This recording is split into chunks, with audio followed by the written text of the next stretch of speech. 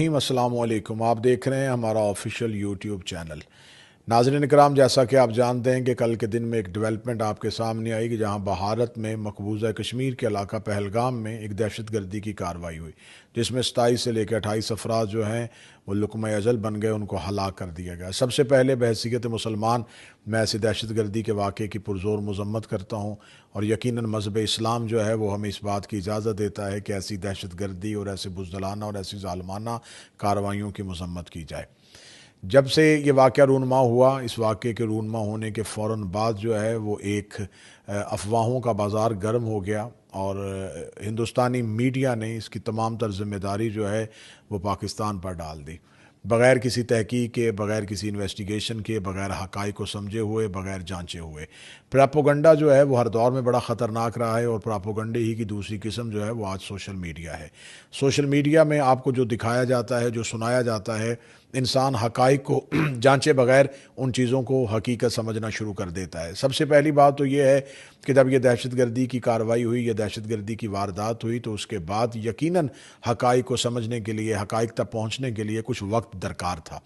इस वक्त मैं मुखातिब हूँ हिंदुस्तान में रहने वाले अपने उन तमाम चाहने वालों से जो मेरे लिए हमेशा दुआ गो रहते हैं और हिंदुस्तान में सिर्फ़ एक मसलक या एक मज़हब तक आवाज़ नहीं पहुँचती, बल्कि हमें ये तमाम तासुरात और आपकी दुआएं और आपकी आरा जो है वो हमें सोशल मीडिया के ज़रिए और अपनी ईमेल्स के ज़रिए हम तक पहुँचती हैं। यकीनन हिंदुस्तान में रहने वाले जितने भी मुसलमान हैं, मैं उनका दिल की गहराइयों से एहतराम करता हूँ, और हिंदुस्तान में रहने वाले गैर मुस्लिम जो हैं वो यकीनन इंसानियत के नाते से हमारे लिए काबिल एहतराम है। मैं मुखातिब हूँ हिंदुस्तान में रहने वाले अफराद से कि आप बेशक इस बात को समझते हैं कि मोदी जो है वो इस वक्त हिंदुस्तान में एक ज़ालिमाना हुकूमत चला रहा है, एक गासिबाना सिस्टम को शुरू किए हुए है, और हिंदुस्तान में रहने वाले मुसलमानों की ज़िंदगियों को भी अजीरन किया हुआ है। आए दिन मुख्तलिफ़ किस्म के कवानीन सामने आ जाते हैं, आए दिन मुसलमानों के ख़िलाफ़ कहीं ना कहीं कोई ना कोई आवाज़ जो है वो इस हुकूमत में उठती हुई आपको हमेशा सुनाई देती है। लेकिन हम इन बातों पे कभी भी मैंने इस बातों पे तासुरात नहीं दिए, इस पे राय नहीं दी, क्योंकि ये हिंदुस्तान मुल्क के इंटरनल मामलात हैं और वो यकीनन इन मामलात को बेहतर तरीके से समझते हैं।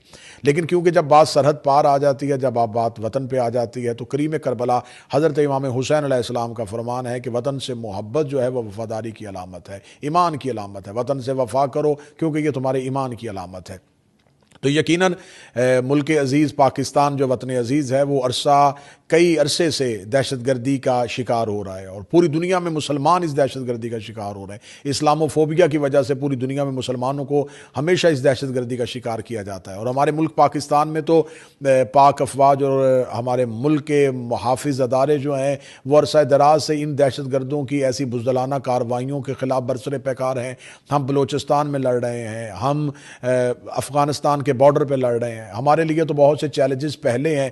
अंदरूने मुल्क में बहुत सी दहशतगर्दी की कार्रवाइयाँ जो आए दिनों, जिसमें सरहद पार बहुत से अवामल भी रूनमा होते हैं, बहुत सी ताकतें भी कार फरमा होती हैं। हम उन तमाम चैलेंजेस से लड़ रहे हैं। हमें ख़बर है कि दहशतगर्दी क्या नुकसान करती है, हमें ख़बर है कि दहशतगर्दी के बाद हमें कौन कौन सी कीमतें देनी पड़ती हैं। तो बहरहाल अब मैं मुखातिब हूँ हिंदुस्तान में रहने वाले उन तमाम मुसलमानों से कि हिंदुस्तान का मीडिया जो है वो बग़ैर हक़ाइक़ को जाने हुए मुसलसल तनकीद पे तनकीद और इसके सारे ताने बाने जो वो पाकिस्तान से मिलाने की कोशिश कर रहा है। सबसे पहली बात तो ये है कि आपको बात करनी चाहिए थी कि ये आपका इंटेलिजेंस फेलियर है, ये आपका सिक्योरिटी फेलियर है कि आपके उस इलाके में जिस पे आपने मुद्दत से तसल्लुत कायम किया हुआ है, जिस पे आप अपने गासिबाना तौर पर जिस हुकूमत को, जिस ज़मीन को आप गसब कर चुके हैं, वहाँ पर कुछ अफराद जाके ऐसी कार्रवाई कैसे कर सकते हैं। तो जब आपने देखा कि हमारे सिक्योरिटी पे उंगली उठेगी, हमारी इंटेलिजेंस फेलियर पे उंगली उठेगी, तो आपने फ़ौरन इल्ज़ाम दूसरी तरफ पलटाना शुरू कर दिया। और अब उसके बाद यकीनन अभी खामोशी थी कि देखें कि हक़ाइक़ क्या सामने आते हैं। और साथ ही आज जो एक बहुत बड़ी ख़बर सामने आई कि मोदी गवर्नमेंट ने, मैं यहाँ हिंदुस्तान की बात नहीं कर रहा, मैं मोदी गवर्नमेंट की बात कर रहा हूँ, कि उन्होंने जो गासिबाना और जो ज़ालिमाना हुकूमत वहाँ पे चला रहे हैं, उस हुकूमत ने पाकिस्तान के साथ हुए अपने सिंध तास जो आबी मुआहिदा था उसको ख़त्म कर दिया। ये फ़रीक़ अव्वल इसे ख़त्म नहीं कर सकता, ये फ़रीक़ैन की रज़ामंदी के साथ ख़त्म होना था, लेकिन उन्होंने इसको ख़त्म कर दिया। और इसके अलावा और बहुत सी 4 से 5 किस्म की आज उन्होंने कार्रवाइयाँ की हैं, डेवलपमेंट की हैं कि पाकिस्तान से सफारती अमले को और हिंदुस्तान से सफारती अमले को वापस भेज देना, वाघा बॉर्डर का बंद कर देना। ये तमाम ख़बरें हैं जो आप मुसलसल सुन रहे हैं। लेकिन मैं यहाँ पर अपना तज्ज़िया देना चाहूँगा। मैं अपना तज्ज़िया बहसीयत एक मजहबी स्कॉलर ये देना चाहूँगा, बहसीयत एक ज़ाकिर हज़रत इमाम हुसैन अलैहिस्सलाम ये देना चाहूँगा कि हमेशा पानी बंद करना कुफ़ार की पुरानी आदत है। आपको अगर तारीख़ इस्लाम को आप देखें तो जब रिसालत माब सल्लल्लाहु अलैहि वसल्लम ने आवाज़ हक बुलंद की और कफ़ार मक्का उसका जवाब न दे सके तो उनके ऊपर जो है वो खाना और पानी बंद कर दिया गया और उनका सोशल बाइकाट कर दिया गया। और हमारे प्यारे रसूल को शेब अबी तालब में ज़िंदगी गुजारनी पड़ी और ज़िंदगी के 3.5 साल वहाँ पर गुजारने पड़े अपने खानवादा के साथ, अपने ख़ानदान के साथ।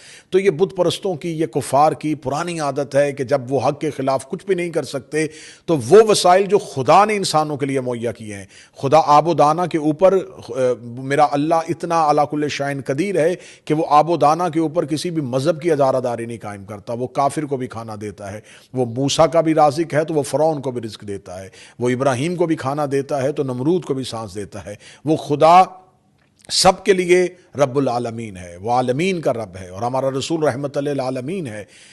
लेकिन कुफ़ार हमेशा ये कोशिश करते हैं कि जब उनके पास कुछ ना आए तो वो कादिर बनने की कोशिश करते हैं, वो कुदरत के इख्तियारात को इस्तेमाल करने की कोशिश करते हैं, वो अल्लाह के इख्तियारात को इस्तेमाल करने की कोशिश करते हैं। लेकिन ये बात जहन में रखिएगा कि दरियाए फुरात बह रहा था और यजीदी फ़ौज ये समझ रही थी कि हमने हुसैन पे पानी बंद कर दिया है, लेकिन उन्हें खबर नहीं थी कि प्यासों ने दरिया को शिकस्त दे दी थी। उन्हें यह खबर नहीं थी कि जब आप हक पे हों, जब आप जालिम के ख़िलाफ़ लड़ रहे हों तो फिर प्यास आपका कोई असर नहीं कर सकती, प्यास आप पे गालिब नहीं आ सकती। तो ये आले मोहम्मद के चाहने वालों का वतन है, ये आले मोहम्मद से मोहब्बत करने वालों का वतन है। ये ऐसी यजीदी का